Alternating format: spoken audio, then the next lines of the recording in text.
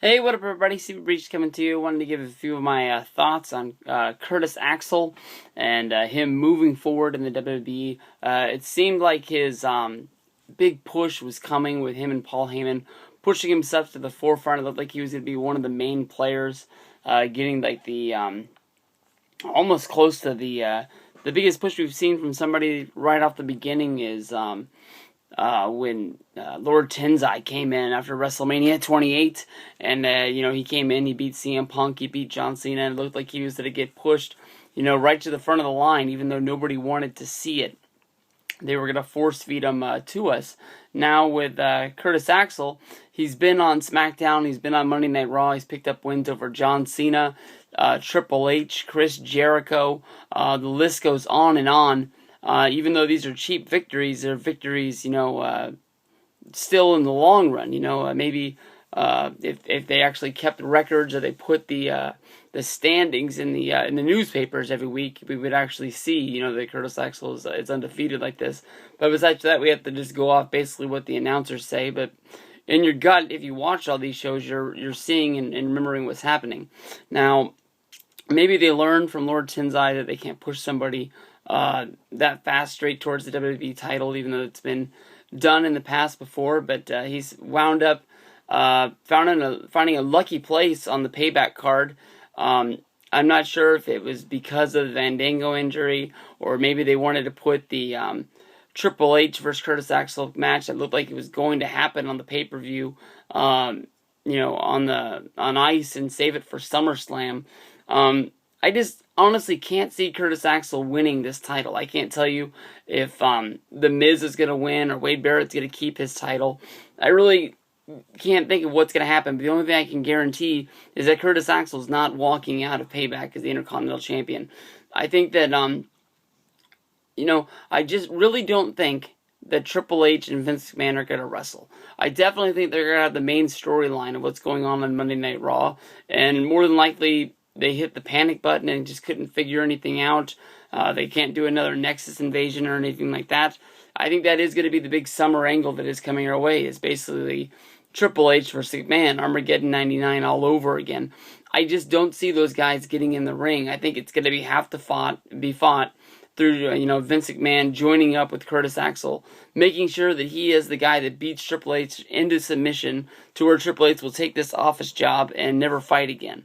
I think Vince is going to have the feeling that somebody's going to have to, beat it into him, that he can't hang with these guys anymore, and that he has to retire and hang it up.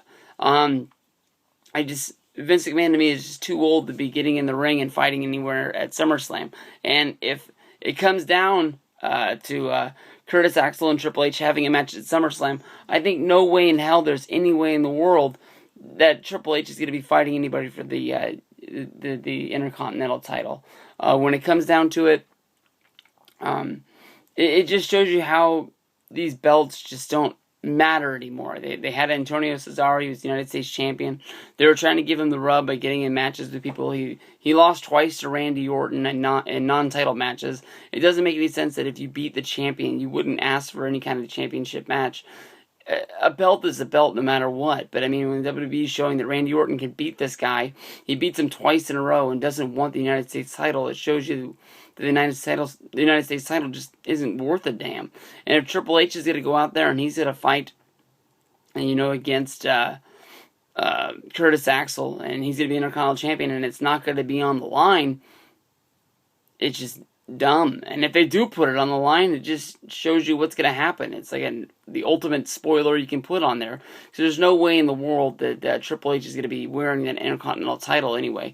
He's going to lose that match due to pinfall, submission, or just disqualification. Anything you can do to make sure that he doesn't have to carry that belt around, and definitely not put somebody else over along the way. But I think Curtis Axel, he definitely has the look. He definitely has the mainstream coverage on him right now. Everybody has their eyes on this guy. I think that the hand they dealt him is unfair. I think everybody in the world has it out for this guy. I can't really think of anybody that's a real big fan of this guy because of the push that he's getting, but maybe that is just the way they really want to get him there, because you know you have to be watching this guy even if you're rooting for him to fail. You're going to be watching his matches with a thin-tooth comb, and maybe if he doesn't mess up and do anything stupid, he actually gets over. I mean, you've given him Triple H, you've given him John Cena, Chris Jericho. He's got Paul Heyman with him every day. CM Punk's going to be coming back to the roster at Payback. Maybe we'll see these guys in the ring giving promos against each other. Maybe Punk will rub off on the guy.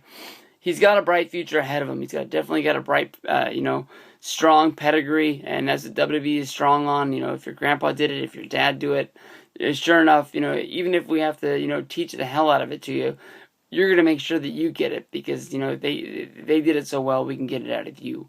So, I'm not looking for this guy to fail. I just don't think that what they're doing right now is going to work. I don't see him as the Intercontinental Champion. I don't honestly have an opinion if it's going to be Miz or if it's going to be Wade Barrett, but I just don't see the title going on him. Yeah, thank you very much, everybody. Have fun today. Peace out.